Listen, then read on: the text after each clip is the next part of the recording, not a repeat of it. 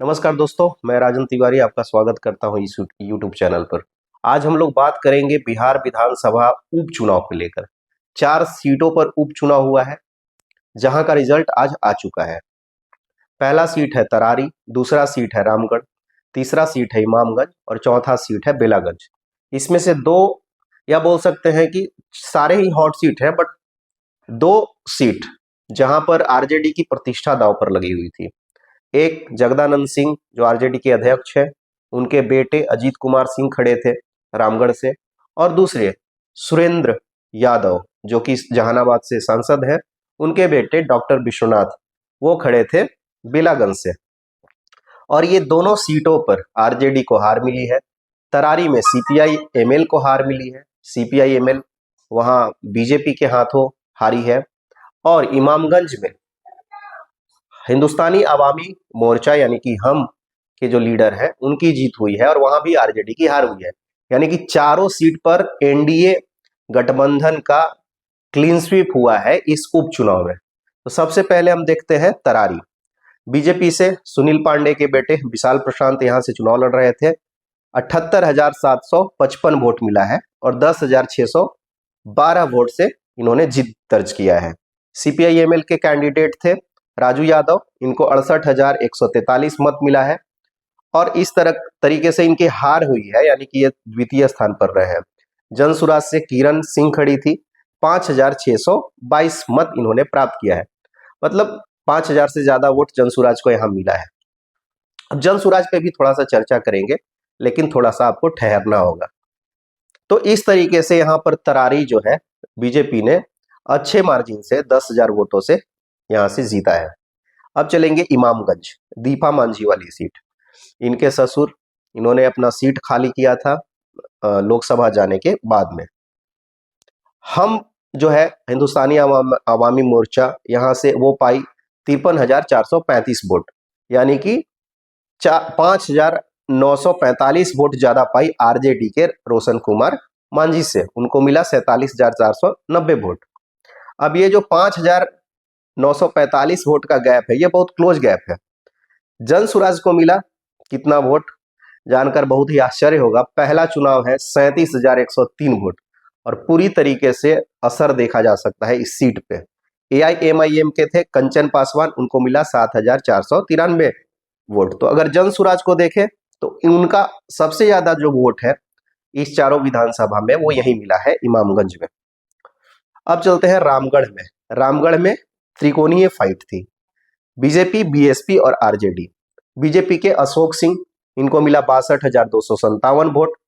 1,362 vote से बहुत ही close margin से इन्होंने जीत दर्ज किया है। बीएसपी के सतीश कुमार यादव, पूर्व विधायक के भतीजे, 60,895 वोट इनको मिला। आरजेडी के अजीत कुमार सिंह को 35,825 वोट मिला है, जगदानंद सिंह के बेटे सुधाकर सिंह के भाई हैं ये। जनसुराज पार्टी के सुशील कुमार कुशवाहा को 6,513 वोट मिला है, यानी कि 6,513 वोट अगर आप देखेंगे और 1,362 वोट से अगर जीत और हार का फर्क देखेंगे तो पता चलेगा इस सीट पर कि जनसुराज पार्टी भी एक तरीके से नुकसान पहुंचाई है किसी न किसी को, या जीत हार के जो कैलकुलेशन है, जो मार्जिन है, उसमें उनका कहीं ना कहीं तोड़ जोड़ रहा है। अब चलते हैं बेलागंज सीट, सबसे हॉट सीट, और माना जाता है कि आरजेडी ने यह सीट दशकों से नहीं हारा था। यहां पर मनोरमा देवी यादव कम्युनिटी से ही आते हैं। आरजेडी के डॉक्टर विश्वनाथ सिंह यादव सुरेंद्र यादव का बेटा है, मैंने पहले बताया। जनसुराज से मोहम्मद अमजद। जेडीयू को जो वोट मिला है वो है 73,334 वोट। 21,391 वोट से यहाँ पर जेडीयू ने क्लीन स्वीप किया है, मतलब 20,000 से ऊपर वोट से यहाँ जेडीयू जीती है। RJD doctor Vishwanath Singh Yadav 51,943 vote, और जनसुराज मोहम्मद अमजद, यहां पर भी जनसुराज ने अच्छा प्रदर्शन करते हुए 17,285 वोट प्राप्त किया है। यदि आप 2 सीटों पर देखेंगे, इमामगंज और बेलागंज, तो इमामगंज में 37,000 और जनसुराज को बेलागंज में 17,000। ये अच्छे वोट माने जा सकते हैं पहले चुनाव के दृष्टिकोण से। और अगर दूसरा देखिएगा मार्जिन का अगर बात आप करते हैं तो रामगढ़ में इनको मिला जनसुराज को 6000 वोट और जीत हार की मार्जिन रही 1362 वोट। तो यहाँ पर भी जनसुराज ने कहीं ना कहीं एक अपना स्थान जो है मुकम्मल किया। तरारी में जनसुराज को खास तरजीह नहीं मिला, ज्यादा वहां पर उनको जो है वोट नहीं मिल पाया। किरण सिंह 5622 वोट मात्र प्राप्त की। लेकिन शुरुआत करने के हिसाब से यदि आप कुल वोट का 2-3% वोट भी पाते हैं तो ठीक माना जा सकता है एक पार्टी के लिए।